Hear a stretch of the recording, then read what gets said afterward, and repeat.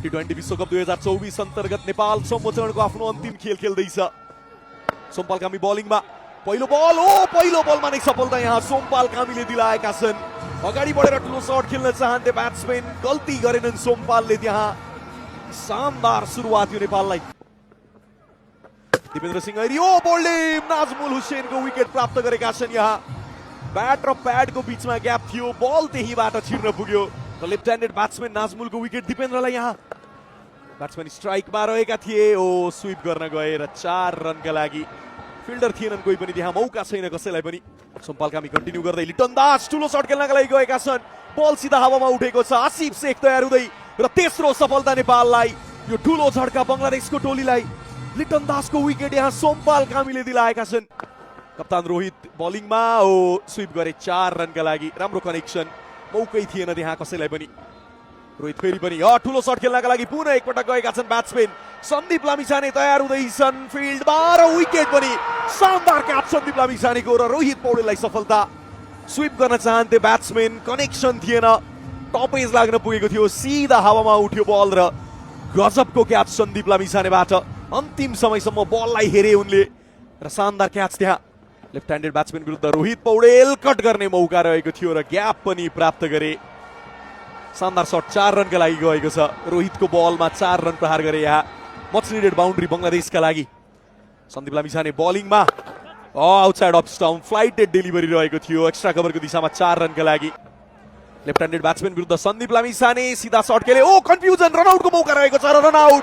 शानदार फिल्डिङ नेपालको यहाँ। गुलसन झा बल गएको थियो उनीमाझ, ब्याट्सम्यान यस्नोको सिचुएसनमा फसे र नन स्ट्राइकर इन्डमा कुनै पनि गल्ती भएन। अर्को सफलता नेपाली टोलीलाई। रोहित पौडेल एलबिडब्ल्यूको लागि अपिल रहेको छ, क्लोज कल र अम्पायरको औँला उठ्यो यहाँ। 6औं सफलता नेपाललाई। महत्त्वपूर्ण विकेट, यो ठुलो विकेट प्राप्त गरेका छन् रोहित पौडेलले। सन्दीप लामिछाने बलिङमा बोल्डे गुगली रहेको थियो, पढ्न सकेनन् ब्याट्सम्यानले। अर्को गुगली, अर्को विकेट सन्दीप लामिछानेको 100th T20 international wicket. Kushal Bhurtel short ball, शानदार शट यहाँ। टाइमिङ गजबको थियो, मौका छैन फिल्डरलाई। प्रयास त गरे कुशल मल्लले। Dipendra Singh Airee round the wicket, ठुलो शट खेल्ने प्रयास, लङ अपमा फिल्डर छन् अनिल र 9औं सफलता नेपाली टोलीलाई दिपेन्द्रले दिलाए यहाँ। अविनाश बोरा बलिङमा बाहिरी किनारा गाइड गर्न चाहन्थे र थर्डम्यानको दिशामा 4 रनका लागि। दिपेन्द्र सिंह ऐरी फेरि पनि अर्को शट खेल्नका लागि गए ब्याट्सम्यान, राम्रो फिल्डिङ रोहितको र रनआउट। कहाँ गल्ती गर्नेछन् र दिपेन्द्र सिंह ऐरीले र यो सँगै बङ्गलादेशलाई नेपालले 106 रनको स्कोरमा अल आउट गर्न पुगेको छ। शानदार बलिङ नेपाली टोलीको।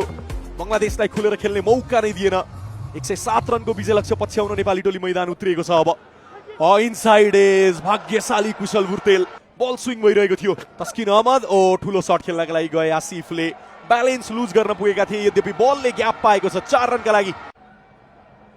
तन्जिम बलिङमा बोल्डे फुल टसमा विकेट निकालेका छन् तन्जिमले। यहाँ बल स्विङ भएर बाहिरतर्फ निक्लिएको थियो, कम्प्लिटली पिट हुन पुगे कुशल भुर्तेल त्यहाँ र फुल टसमा बोल्ड भएका छन्। तन्जिम राम्रो बलिङ गरिरहेका छन्। अनिल शाह ठुलो शट खेल्न चाहन्थे, कनेक्सन बनेर फिल्डर सेटल हुँदैछन् र गल्ती गरेनन् त्यहाँ।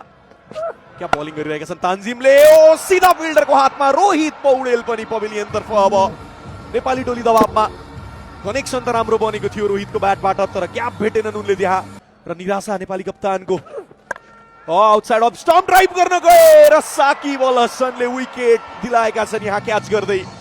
नाम त रहनेछ मुस्ताफिजुरको यो विकेटमा, तर साकिबले राम्रो क्याच गरे। पावरफुल स्ट्रोक रहेको थियो आसिफ शेखको। कन्ट्रोलमा थिएनन् साकिब, तर अन्त्यमा गएर क्याच पकड्न पुगेका छन्। तन्जिम बलिङमा फेरि पनि कट गर्न चाहन्थे, सन्दीप जोराको पनि विकेट यहाँ प्राप्त गरेका छन् तन्जिमले। बङ्गलादेश दबाव बनाउँदैछ नेपालमाथि। रिसादलाई 4 रनका लागि प्रहार गरे लेग साइडको दिशामा, कुनै मौका छैन।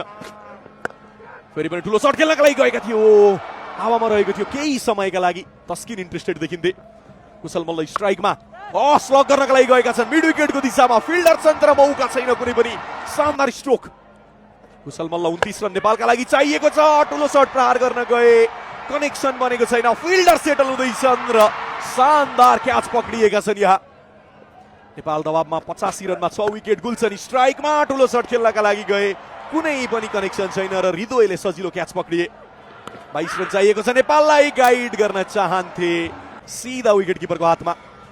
नेपाल दबावमा ठुलो शट खेल्नका लागि सोमपाल कामी बाहिर निस्किएका थिए र उनको पनि विकेट गुमेको छ।